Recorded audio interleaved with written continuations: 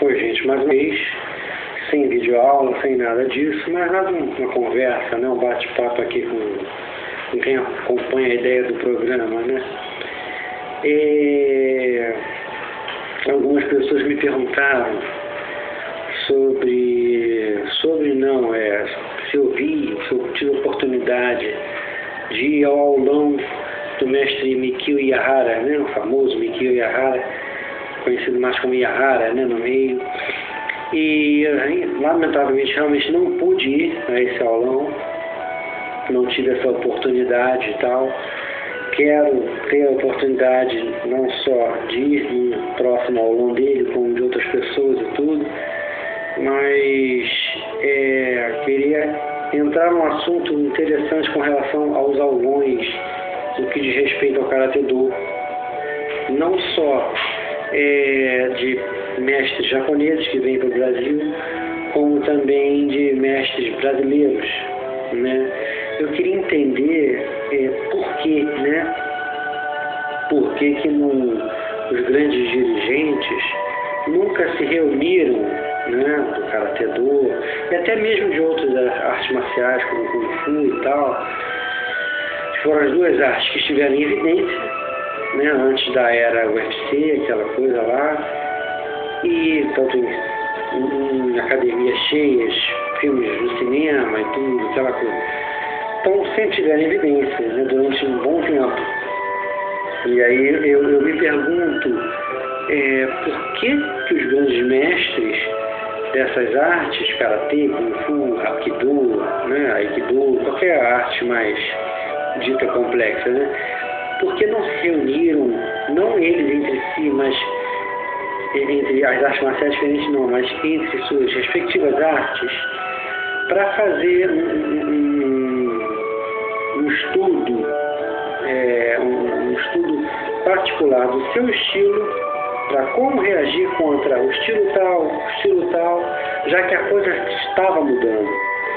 Então eu acho interessante, se tivesse havido isso, eu teria achado interessante. Acho que não vai haver. Se está havendo de uma maneira mais particular, né? Mas em nenhum momento as artes marciais tradicionais, né, sejam japoneses ou chineses, como Karatê, Kung Fu, como eu citei, tiveram um posicionamento no que diz respeito àquele movimento que vinha nascendo na década de 90, principalmente, que tomou força com o UFC e tudo, que ridicularizava, né, o Karatê, o Kung Fu. Eu acho que seria muita hipocrisia a gente falar de arte marcial hoje em dia, dizendo que está tudo bem, dizendo que as artes marciais estão em alta porque está passando o UFC na Globo e etc. Não é assim. Não é assim porque a gente sabe que a coisa funcionou de acordo com quem estava ali, queria. No caso de uns empresários e tal. Não desqualifico nenhum dos mestres, nenhuma das artes e nem nada disso. Mas acredito que sim, a coisa funcionou de acordo como queriam, né? Eu acho sim que poderia ter havido um posicionamento por parte dos líderes do Karatê, dos líderes do Kung Fu. Não sei por que quiseram se afastar. Eu tenho essa impressão que houve sim um afastamento desses praticantes, desses representantes, né, e das nossas artes, o Karatê, o pessoal do Kung Fu. Eu acho que houve um afastamento, porque ficou uma impressão dessa para mim, quando no UFC, não lembro se era dois ou três, o mestre Royce Gracie ainda lutava, né, com o Jiu-Jitsu Gracie, e tinha havido várias lutas Kung Fu contra Karatê, Kung Fu contra Judô, qualquer coisa lá que tinha naquela época. E tinha realmente havido uma luta de Kung Fu contra Karatê, que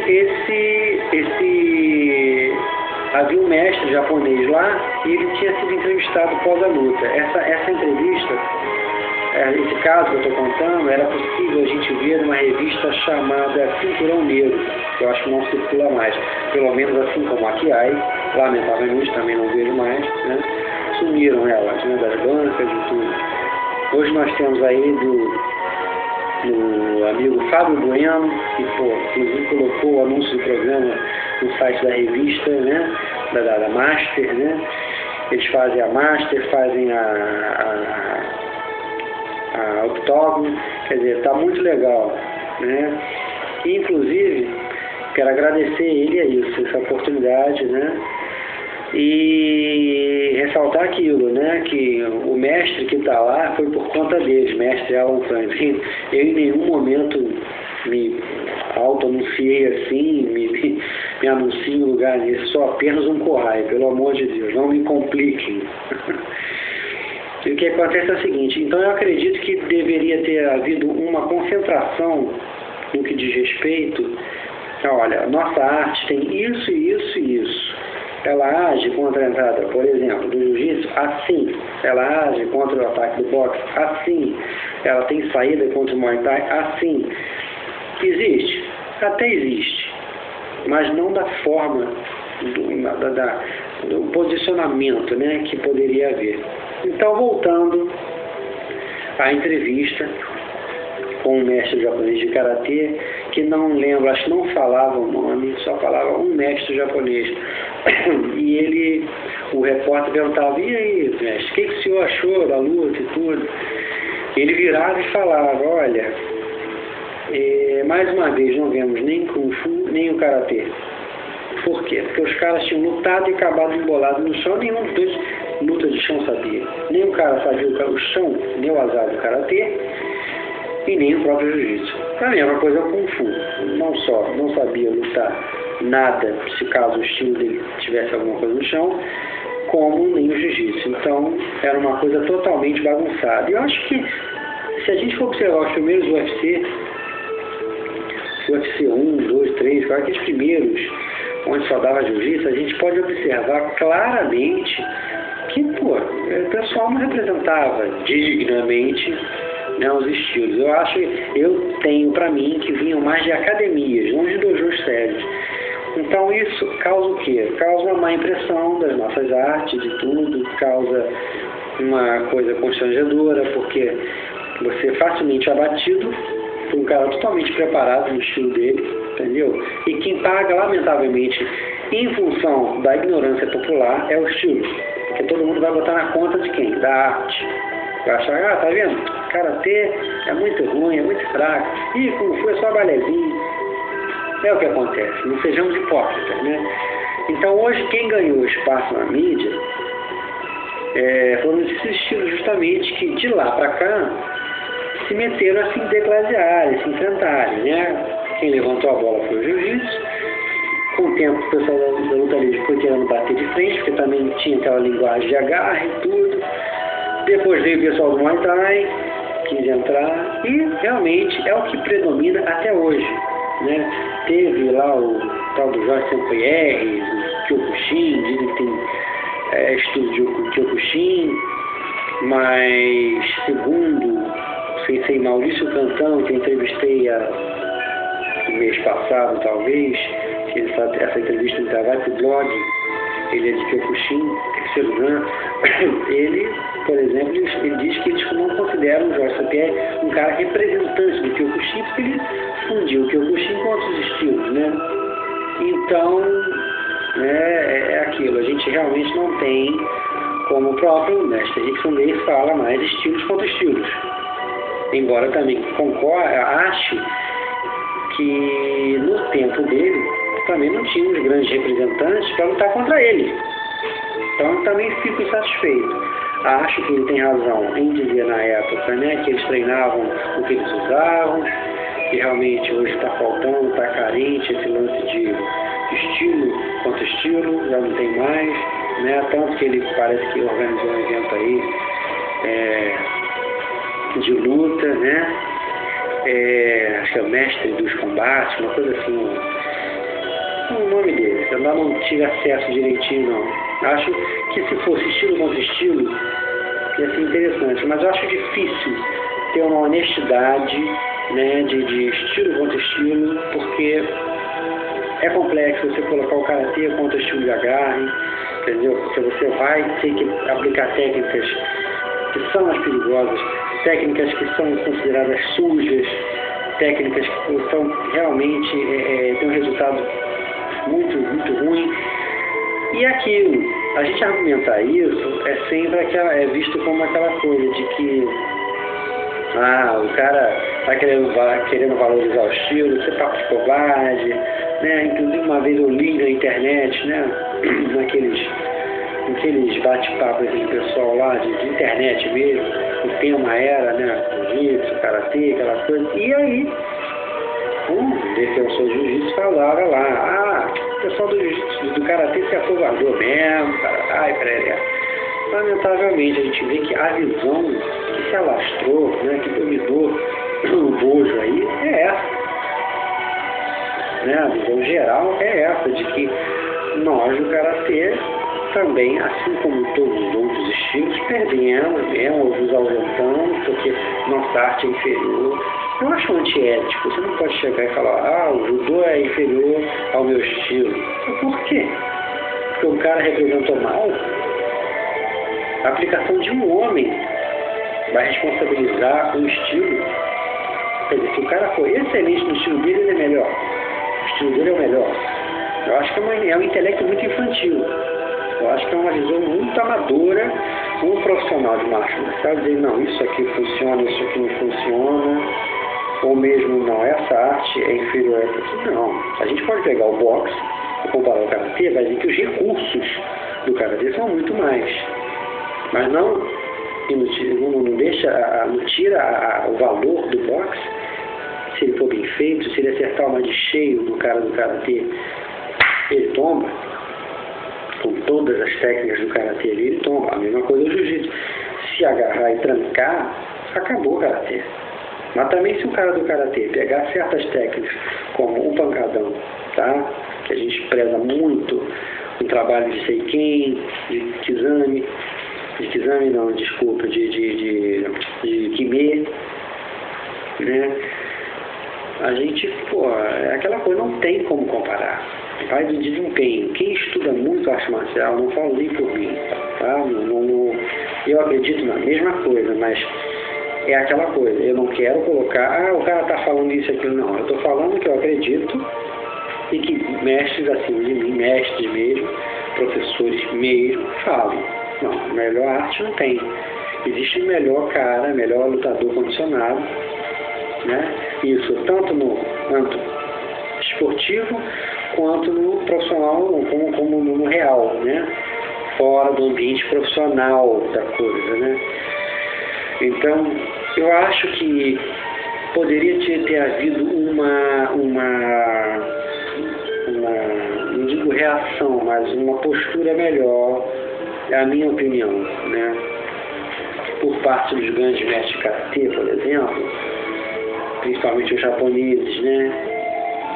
Que viam aquele cenário todo, para não ficar feio. É aquela coisa, porque tudo tem os dois lados, né? Tem esse lado de você querer mostrar, opa, não é assim. Você quer mostrar que a sua arte é melhor, que a minha é inferior à sua, então vem cá. Tem esse lado, a gente tem um pouco disso, todo mundo tem. Nós não seríamos lutadores, tem também, seria hipocrisia dizer que a gente é só zen, calma, também não é assim. Mas eu acho que acaba realmente esse lado zen prevalecendo. Por quê? Porque os caras começam, a impressão que dá é que deixam o circo pegar fogo, deixam a coisa acontecer, pensem o que quiserem, que eles não vão abalar a rotina deles de treinamento, entendeu? Até porque a gente sabe que treinamento, né, marcial é um, treinamento para o UFC é outro, né? Hoje em dia os próprios grandes lutadores, né, como o Sensei Vitor Belfort, né, o treinador Minotauro, né, todo mundo ali sabe que aquilo ali é um esporte, né? Agora, eu acho que a visão popular, ela acabou sendo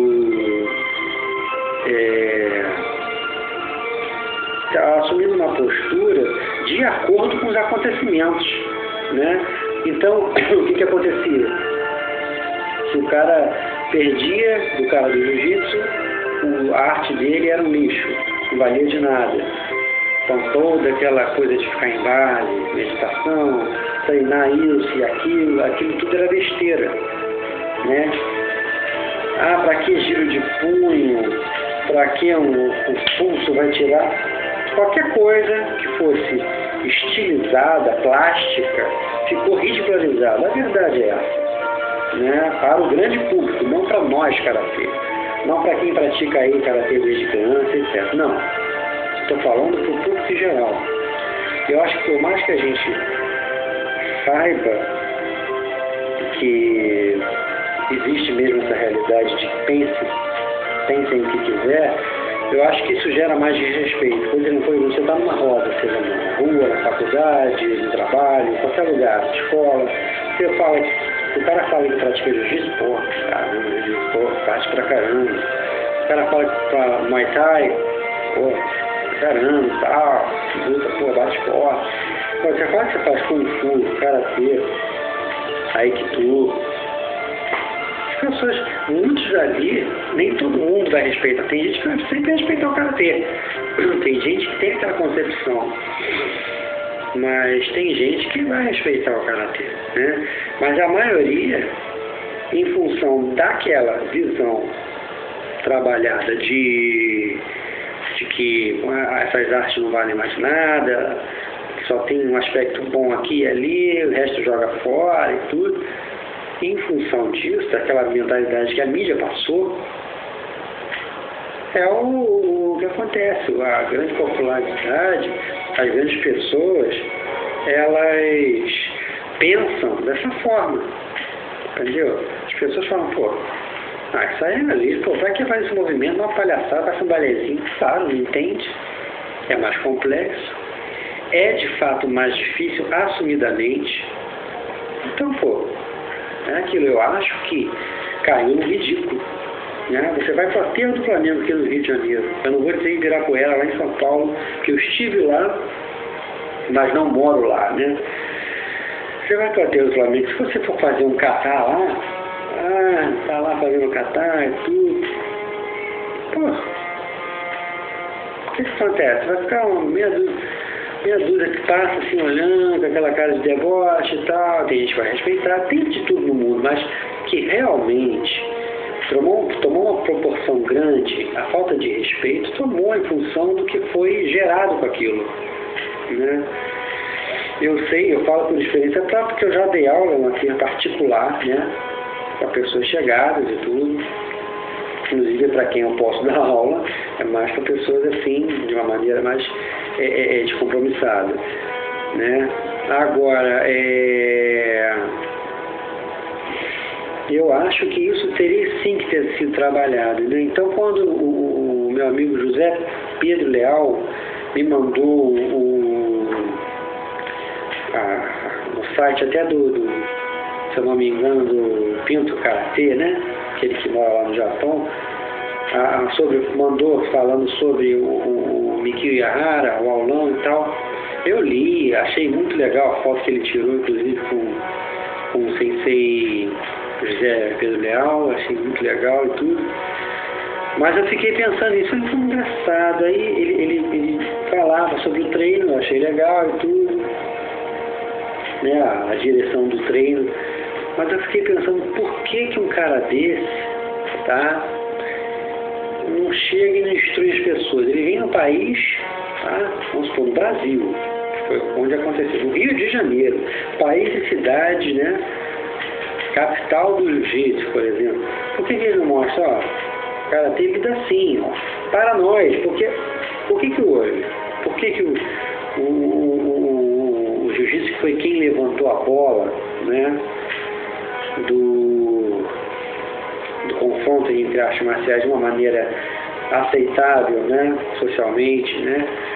Por que ele ficou tão forte? Em primeiro lugar, houve um despreparo muito grande de quem lutou com ele, né? Ninguém sabia lutar com gente de chão. O pessoal do karatê mesmo, a gente bate boca, como eu falei no outro vídeo, com os outros por causa desse negócio de neuazar de karatê. Tem gente que não conhece, não adianta. Discute contigo, diz que não acredita, não, que não existe, tarará. Então, quer dizer, o pessoal do Karatê não conhecia. O pessoal do Karatê não conhecia Neowazá e não sabia lidar com as entradas do Judô, Jiu-Jitsu e tal. E quem não tinha Neowazá mesmo, estilos que não tinham, realmente tombava, né? E não sabiam lidar com eles. O que aconteceu?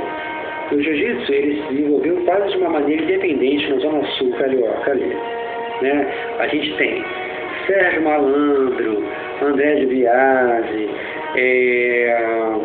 todo praticante de Jiu-Jitsu, Cauã Reino, quer dizer, desde pessoas antigas até atuais, né? Thiago Rodrigues, acho que é tudo gente da Globo, tudo praticante de Jiu-Jitsu, né? Então existe sim um movimento muito forte de Jiu-Jitsu, sempre existiu na Zona Sul, né? Sempre tinha um vínculo, né? A própria família Gracie com vínculo não digo, mas contato, né? Com gente de televisão e tal, praia, Zona Sul, Rio de Janeiro, anos 70, 80 e tudo. Então a coisa cresceu muito de lá para cá. E tecnicamente falando, o que acontece aí? Existem, eu não posso afirmar, existem um na internet que o tal do é um irmão dos Gracie que já faleceu, acidente acho que de parapente, é o Halls Gracie, teria, né? Ele é um cara que era viajado, falava muito bem inglês, um cara de visão e tal, talvez um dos primeiros deles e tudo. O cara teria frequentado o dojo em Copacabana, acho que não sei se ficava a uns 300 metros do dojo da Gracie na época, o dojo desse mestre, que era o Takeuchi, né? Que era aquele que tinha um gênio forte e tudo, muito bom de judô também no chão e tal. E diziam, inclusive, que ele no Japão andava pelas estradas, pedia para, quando chegava no dojo, para treinar e no final desafiava o cara do dojo lá. Tem um zum, eu não posso afirmar nada porque eu não conheci, né? Sou uma criança no Karatê-do, né? E parece que ele teria frequentado. Então, quer dizer, a gente sabe de fonte, isso aí é um zum. Ele teria frequentado um tempo, tido aulas com o sócio do mestre Takeuchi nesse dojo. Também era, acho que professor de Karatê, pelo menos foi o que eu li.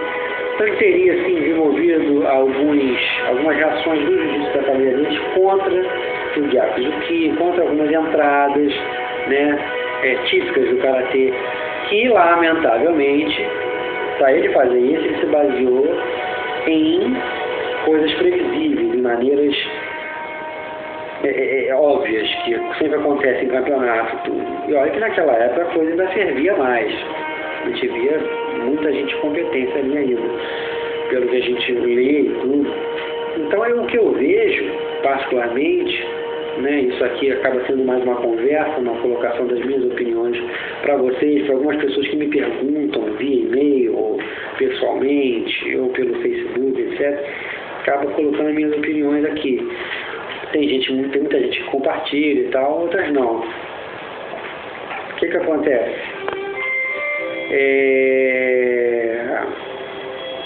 O que é muito certo de se ver e de se constatar é que o mestre Halls Gracie, já falecido, foi o primeiro a ter a visão de pegar aqui o que tem de bom aqui, ali e tal. Parece até que teria batido de frente, né, com o mestre Hélio Gracie, que era mais tradicional ali, e foi morar com o Carson Gracie. É o que eu ouvi, não sei, né.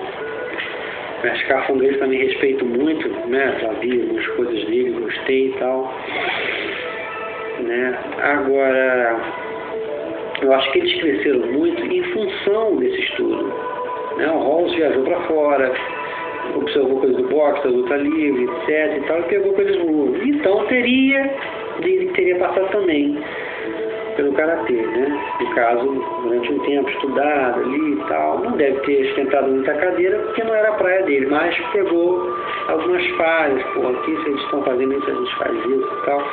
Coisa natural. Então houve sim o estudo da família Gracie dos nossos estilos. Nunca foi perguntado a eles, oficialmente. Nunca houve essa pergunta direta. Vocês estudaram, observaram os outros estilos para usarem os de vocês? Sabe, nunca houve. Eu acredito que, obviamente, houve. Que ninguém vai encarar ninguém no escuro, como encararam eles, inclusive. Então, eu acredito no seguinte. Eu acredito que o pessoal tem que estudar o próprio karatê, tem que estudar o próprio kata, os kata, que são vários, não só no Shotokan são 26, sabe? O Shitoryu são 50 e poucos, se eu não me engano, né? O Ju, bastante também. Gente, é muita riqueza. É muita riqueza. Né? Você vê reação contra a famosa baiana no Nijō Shihō e vários outros katas. Entendeu? Os katas são repletos de projeções, de torções, de fuga para entrar no chão. E se cair, a gente tem o nosso Nyoza. Então, vamos estudar. Né? Eu acho que falta isso. Mas eu acho também que quem se matricula no dojo fica anos treinando para competir também não tem culpa. Quem está lá na frente é que tem que conduzir o treinamento assim. Né? Assim como os praticantes daqui, eu acho que teriam que ter consciência própria. Né? A realidade do Brasil aqui foi essa, isso gerou isso a nível mundial. Né?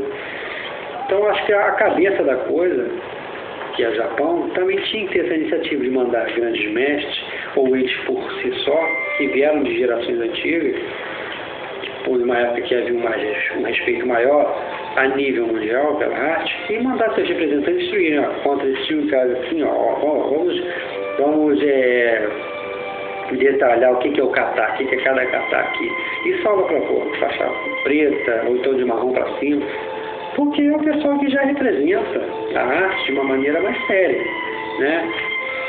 Então, eu acho que faltou um pouco isso, né? Então, novamente, eu queria agradecer ao Fábio Bueno pela ajuda que ele deu, né, pelas nossas conversas da revista Master, autógrafo, né? Parabenizar pelas reportagens e tudo. E dizer que o espaço aqui está aberto para ele também.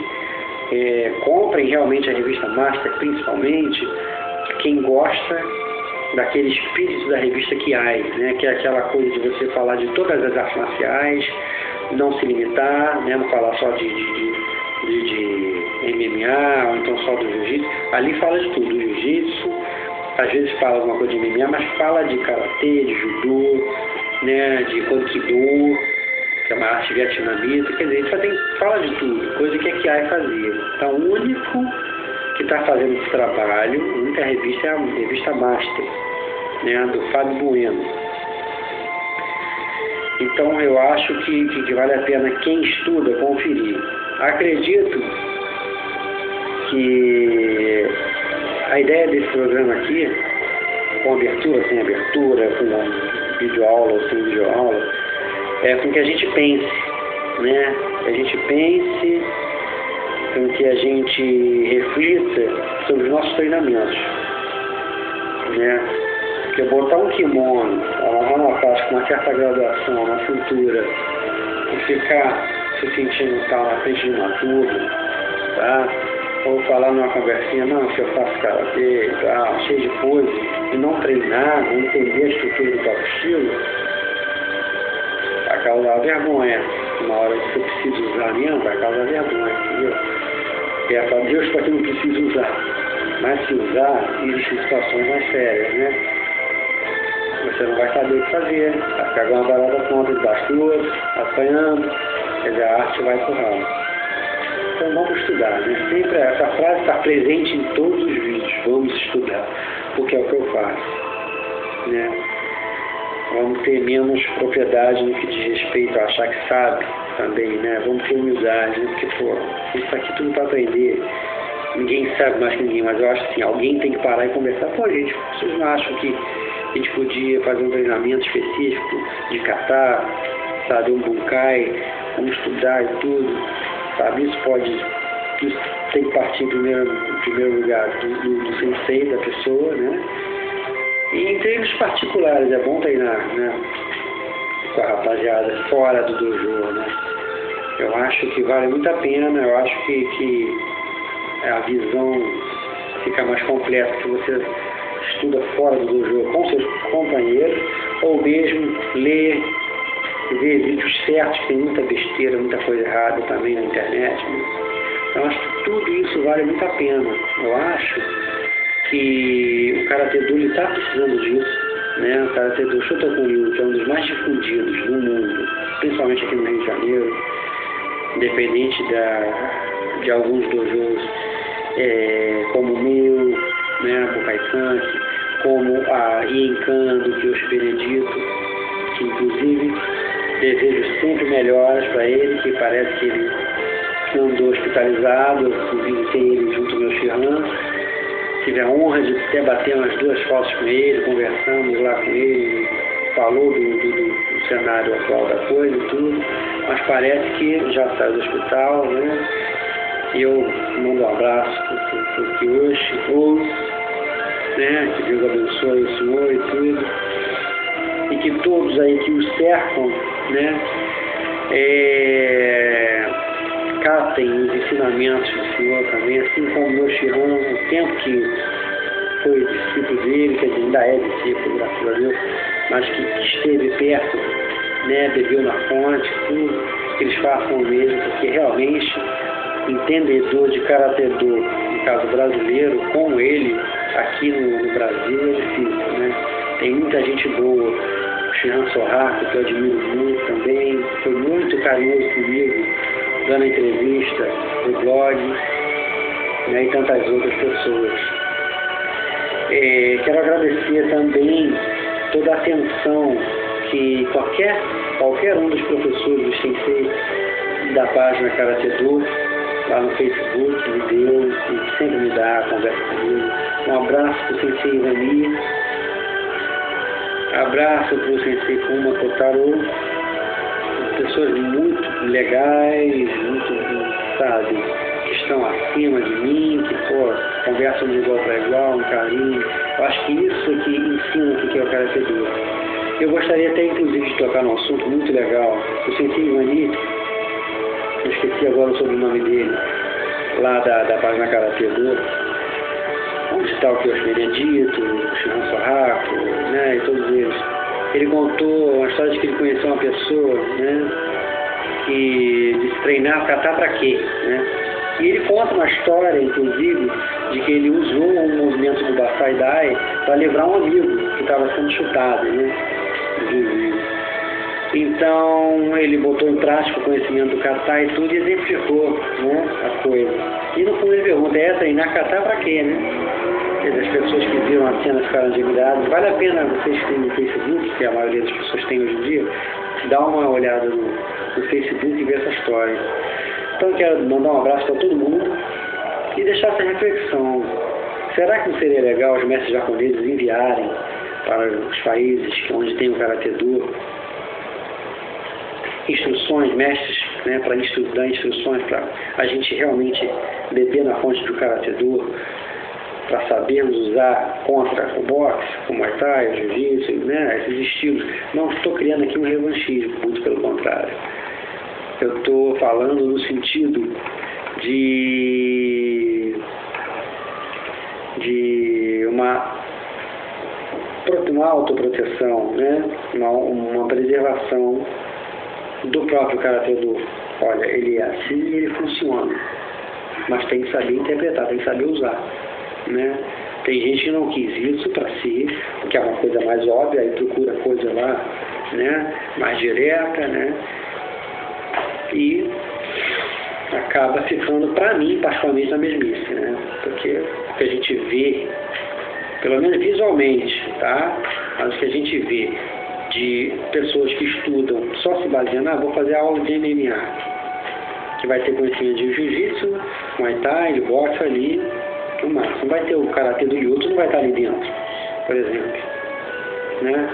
Que é uma coisa realmente isolada. Lyoto, Saint-Pierre. Então, vai estar sempre aquela coisa. Saiu daquilo ali, tanto que o Anderson Silva, quando faz alguma coisa diferente, o cara solta ele esquiva, as pessoas, nossa, mas ele é demais. Ué, ele está fazendo uma coisa que todos eles tinham que fazer.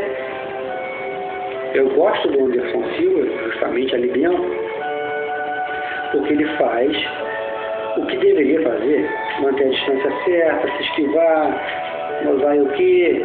Ele sai daquela de Muay Thai, ele parte para outras coisas. Ele faz com que o sistema dele funcione, o que ele aprendeu.